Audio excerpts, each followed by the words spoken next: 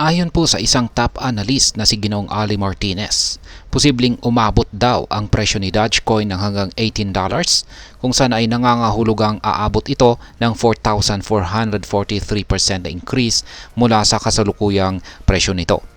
Dahil po sa kasalukuyang bull run o tuloy-tuloy na pagtaas ng mga presyo, maraming crypto enthusiast ang nagiging interesado.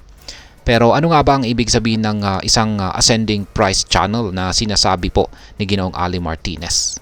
At yan po ang siyang ating pag-uusapan sa video na ito. Pero bago po tayo magpatuloy ay nais ko lamang po munang bigyang linaw ang aking disclaimer kung saan ang nilalaman po ng video na ito ay hindi po ito isang financial advice. For education and information purposes lamang po ang layunin nito. Ayan, ano nga ba ang ascending price channel at paano po ito nakakaapekto kay Dogecoin? Meron pong ibinahagi rito itong si Ginoong Ali Martinez na kanyang chart dito. Isa po itong weekly chart ni Dogecoin at ayan po nakikita po natin yung pataas na ascending price channel. Yan po yung binubuo ng tatlong mga kulay itim na linya.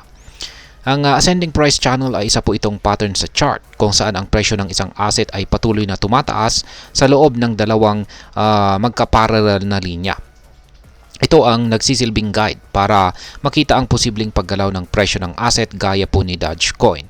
Ang lower boundary ng channel ang nagsisilbing support o ang pinaka-ibaba nito ang ang pinakamababa na posibleng abutin ng presyo, habang ang upper boundary naman nito ay ang resistance o ang pinakatuktok na posibleng abutin nito. Ayon po kay Ginoong Martinez ay nasa loob ng ascending channel itong si Dogecoin ngayon, kaya posibleng magpatuloy ang pag-akyat ng presyo nito.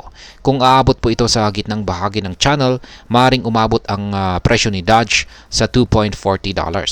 At kung tuluyan po itong mag-push pataas hanggang sa upper boundary, posibleng tumaas po si Dogecoin ng hanggang $18. Sa kasalukuyang presyo nito na 0.3962, nangangahulugang ito po ay napakalaking potensyal na pag-angat sa kanyang presyo. Ngayon ay bakit naman po napaka-optimistic ni Ginoong Martinez sa pag-akyat ni Dogecoin? Hindi po ito ang unang beses na gumawa ng malalaking prediction itong si Ginoong Martinez para kay Dogecoin.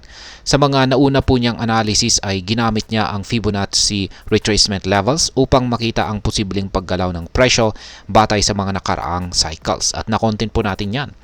Nakita niya na sa mga past bull runs, nag-peak po itong si Dogecoin sa 1.618 at 2.72 Fibonacci levels. Kaya ayon sa kanya, kung masusundan ni Dogecoin ang pattern na ito, posibleng maabot nito ang target price na $3.95 at maaring umabot ito ng hanggang $23.25. Kaya ang taas po niyan. Ang isa pang dahilan ng optimism ni Ginoong Martinez ay ang history ni Dogecoin. Noong mga taong 2017 hanggang 2018 na cycle, tumaas ang presyo ni Dogecoin ng 8,933% matapos pong mag-break ang kanyang mabasag ang kanyang downtrend, yung kanyang nararanasang downtrend. At noong taong 2020 hanggang 2021 cycle naman ay umabot po ito ng 15,534%, lalo na dahil sa suporta ni Ginoong Elon Musk. Ang kasalukuyang sitwasyon po ni Dogecoin ay may mga similarities or pagkakatulad sa mga nakaraang cycles na ito. Kaya't inaasahan po ni Ginoong Martinez na maaring magbunga ito ng panibagong malaking pag-akyat ng presyo ni Doge. Ngayon ay ano naman po ang posibleng epekto nito sa mas malawak na crypto market? Habang tumataas po ang presyo ni Dogecoin ay apektado rin nito ang malawak na crypto market dahil nagiging positibo ang sentiment ng mga investors. Kapag maraming tao ang naging interesado kay Dogecoin, may posibilidad na mahikayat din sila sa iba pang mga cryptocurrencies tulad ni Bitcoin at Ethereum.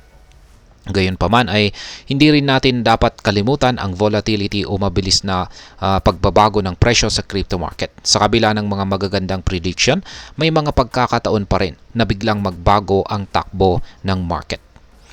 Ngayon ay ano naman po ang kahulugan nito para sa ating mga Pinoy crypto investors, yan, or traders na yan nag-trade or nag-i-invest dito kay Dogecoin. Ang posibilidad po na pagtaas ni Dogecoin ay exciting, pero dapat itong lapatan ng maingat na pag-iisip. Kung ikaw po ay isang Dogecoin holder, maaring magandang oportunidad ito upang mag-hold at hintayin kung aakyat pa nga ang kanyang presyo. Ngunit kung ikaw ay nagbabalak na bumili ngayon, kailangan mong isaalang-alang ang risk, lalo na't napaka-volatile ng crypto market.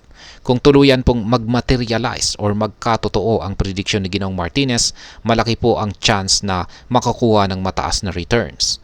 Pero lagi pong tandaan na hindi po laging guaranteed ang mga predictions sa crypto. Ngayon ay ano naman po ang aking masasabi tungkol dito? Bilang isang crypto investor, mahalagang pag-aralan ang bawat galaw ng market at gamitin po ang tamang analysis upang gumawa ng decision. Tandaan, ang mga prediction ng mga analyst tulad po ni Ginoong Martinez ay maaring magbigay gabay. Ngunit hindi ito dapat gawing basihan ng walang sariling research.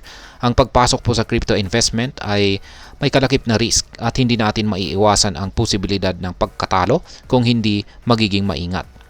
Sa ngayon, kung ikaw po ay interesado kay Dogecoin at sa potensyal nitong pag-angat sa presyo, mainam na obserbahan ang mga indicators at sumubaybay sa mga susunod na galaw ng market.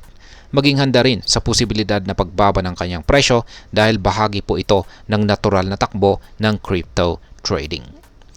At ayan, hanggang dito na lamang po tayo sa video na ito mga ka-crypto. Sana po ay inyong nagustuhan ang aking paliwanag sa video na ito. Kung inyo po itong nagustuhan, pakiclick lamang po ang like button nito. Marami pong salamat sa panunood. Ingat po tayo lagi at God bless po sa ating lahat.